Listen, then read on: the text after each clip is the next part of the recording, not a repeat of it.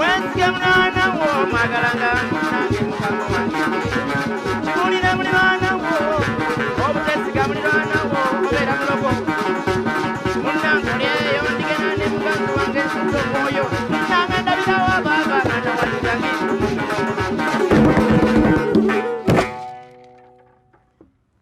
bwe bakukwasa olutayo otegeerawo nti era ogenda kuwewa bulo oba munnange ebyo byoteekeddwa okuwewa.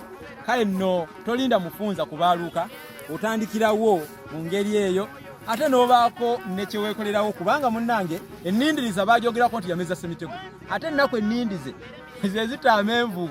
Abange awabeera bulijjo enseesambi ne mukonzikonzi w'omusanga, kale nno awabeera entwaggu n'obugala. Kale nange bwe ntyo nsobodde okulabikako kubanga olulugu bwe lugwa ku nkaagondo olwo ne zidda okunywa. Nange nkakasa nti oyogedde kituufu oba bituukiridde okufaananako enkaagondo, era oyogedde bituufu wamma oyogedde kituufu nga kyakudda Buganda n'ataanyaga alaga. Nze Musisi Bosa Geoffrey Munnabusiro nkonge ya muvule nantagwira kye yakimu kiwoowolo munyogwavu atalina mazitalya ndisaava kubanga ndi mwana wabambejja omukenkufu mu lulimi lwa Ssaabasajja era Ssaabasonyi wa Luka luwoomya okwetoloola Ssengendo Nabulamu.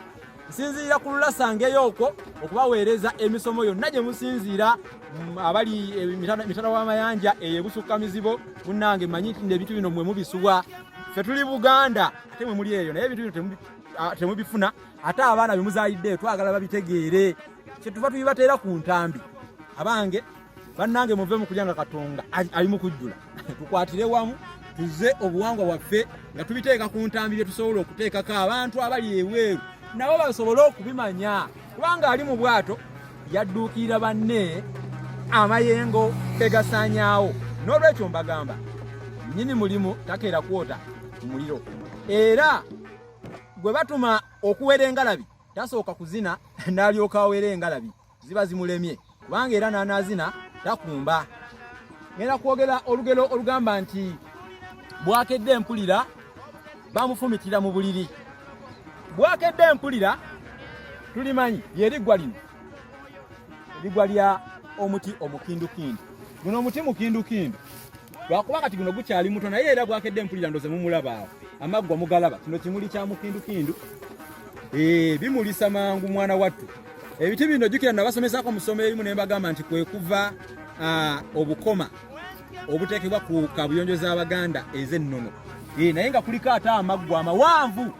Kati eriggwa eryo tuliyita bwakedde empulira. Naye ate edda omuntu yayinzanga okwenyumiriza ku makya ng'agamba banne nti obudde bwagenze okukya nga mpulira bwakedde empulira. Naye ate oyo agamba nti bwakedde empulira tava mu bikunta ayogerera omwo ku makya nti kale obudde bwagenze okukya nga mpulira, ng'ali awo ali mu kwebaka magolonjo agalanjukira mu buliri adde nadde tavaamu. Kiraga bugayaavu nti obugayaavu buno ebiseera ebisinga butuleetera okufiirwa, butuleetera okuviiramu awo, butuleetera obutafuna. Obugayaavu tebuliimu nsonga, togayaala muganda wange gwampuliriza. Bwe guba mulimu gukole na bumalirivu, kola nnyo osobole okufuna ekyokweyimirizaawo n'okubeerawo. Obugayaavu tebulina gye bukwongera gwe wenna muvuka munnange oba omuntu yenna ndaba. Kale nno bwakedde empulira bamufumitira mu buliri, lutukubiriza obutabeera bagayaavu kisusse, kubanga omuntu bw'agayaala ennyo afiirwa era tafunamu. Waliwo n'olugero olugamba nti gundi mugayaavu, ogenza kati mugayaavu ng'ekyennyanja kisula mu mazzi kivaamu kiwunya, so nga tekisula mu mazzi.